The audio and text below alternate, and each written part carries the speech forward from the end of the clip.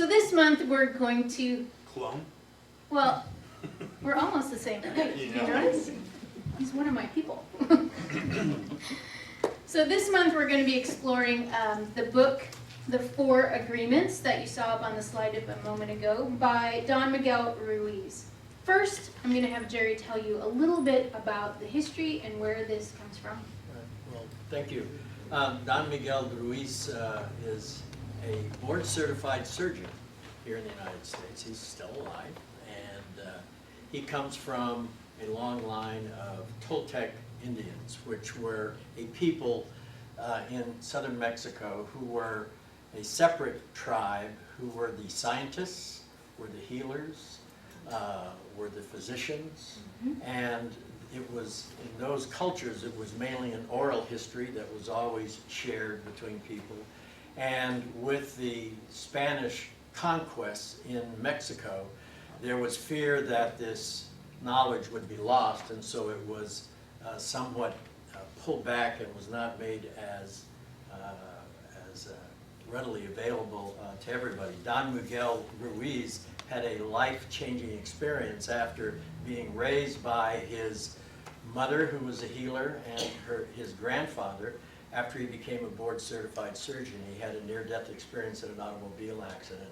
And in that experience, he was spoken to, and he made a decision to bring that way of knowledge and way of life back into the present. And so he worked with other Toltec spiritual healers and wrote the book. Like many of our spiritual wisdom literature, it was taken underground. And so we're very grateful to Don Miguel Ruiz and his associates for bringing it back into the light. So this book is an exploration of the source of our self-limiting beliefs. Who here has self-limiting beliefs? Come on. I knew I was not alone. A few weeks back I did a talk about BS. So our self-limiting beliefs is one of the belief systems that we carry with us everywhere we go, shows up everywhere we are, and that's why we call it BS. You follow? Yes. So those thoughts that we carry, especially the negative ones, are going to stop us from moving forward with our lives, are going to stop us from taking risks, are going to stop us from experiencing life fully, with joy, with happiness, with enthusiasm. And some of those belief systems have provided our black and white thinking structure, our right and our wrong. Do you all have that in your brain too? I thought you may. Yeah. So our four agreements, according to Ruiz, says that those four agreements can assist us to transform our lives, to help us choose a new way of being or expressing on our journey. The four agreements also help us clarify what is important to us as individuals. What's important to me may be something different to Celia, may be something different to Kathy. But you all have something that is important to you. Important beliefs and values that you carry with us. Just like as we went through our mission vision statement where you identified what is important to me. What do I value about this life journey? What do I value about this spiritual center? All of those ideas are individual to you. And as we identify those, a lot of times it has to do with a quest for freedom. Freedom from something. And what you're seeking freedom from is an individual thing as well. So let's take a moment to look within.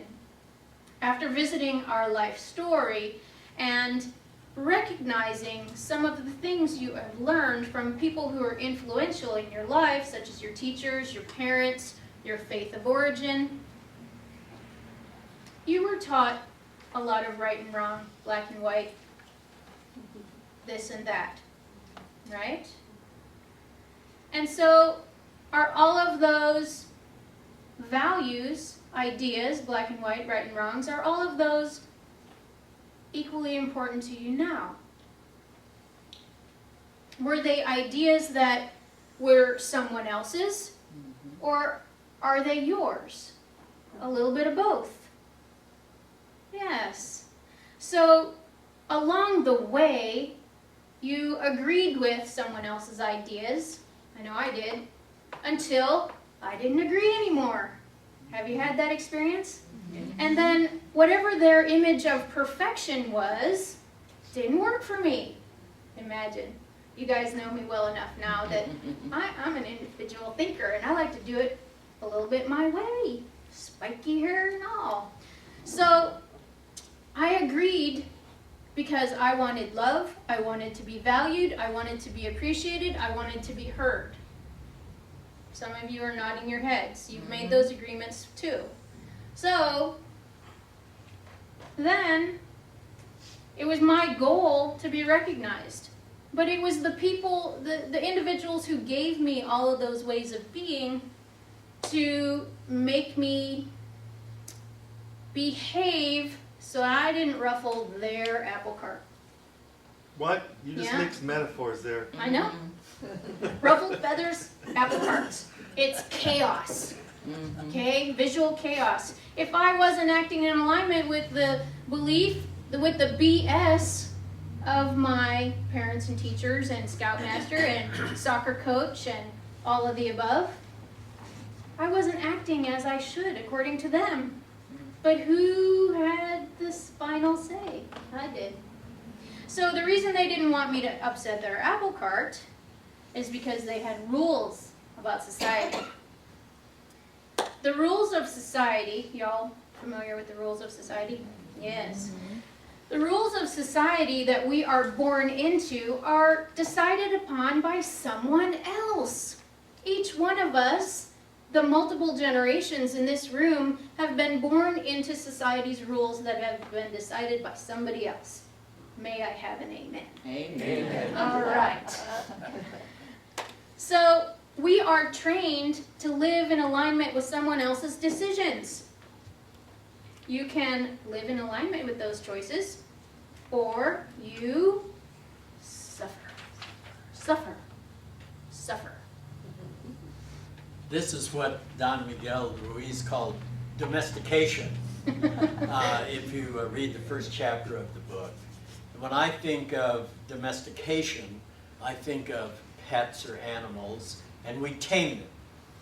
We try to, through rewards and punishment, incentives, treats or punishment, bad dog or bad girl, bad boy, to behave in a certain way.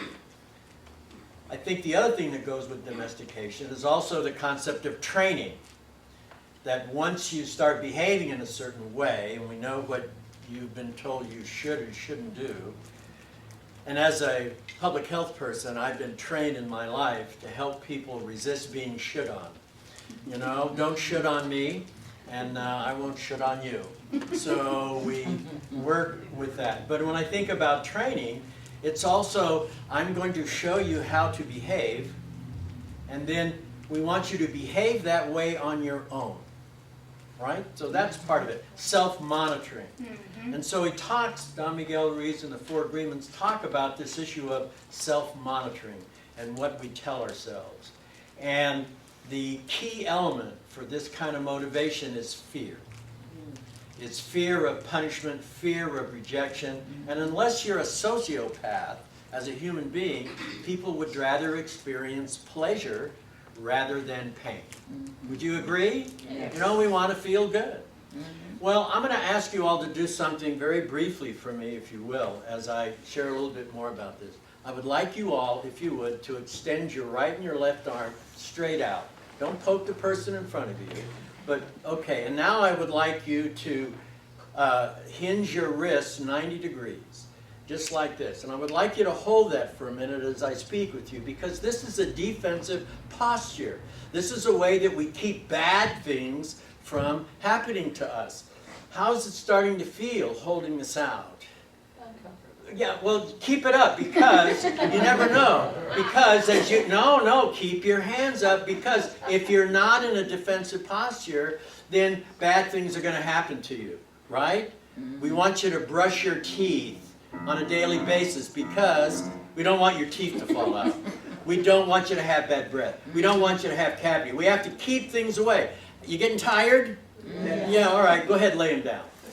And this is what happens, I believe, in life with individuals when we train and we teach people based on a negative motivation. You will do this or else. That's right. And so, as Don Miguel Ruiz looks at, part of the agreements is to, one, understand that we are not responsible for those original beliefs. They were from other individuals. And as we grow and mature, we begin to have our own beliefs. And the 4 agreements are designed to help us break through the fear and to allow good things to happen to us rather than prevent bad things. A very simple shift in perspective. Right, so now that we're clear that we didn't make all of our early decisions, one of the decisions we can make right now in this moment is to consider what the 4 agreements have to share with us. According to Ruiz, he says that the 4 new agreements can create enough personal power, let's all say that together, personal power, to change our entire belief system. What do you think about that? That's for me. That's for me, all right, so we got 1 vote over here. The first agreement is be impeccable with your word. So, be impeccable with your word. He also says about this particular agreement, I want you to listen to this before you agree. I'm warning you ahead of time. Just allow yourself to hear it. He says that the first agreement is the most important one and the most difficult to honor. Now, you can choose to agree with both of those parts of the statement or only half of that statement, but whatever you do, I want you to be perfectly mindful that you are choosing agreement or not. You got it? Did that go too fast? Okay. So whether or not you choose that, it's up to you. Many of us can agree with something else based on the unity teachings, and that is the importance of our word.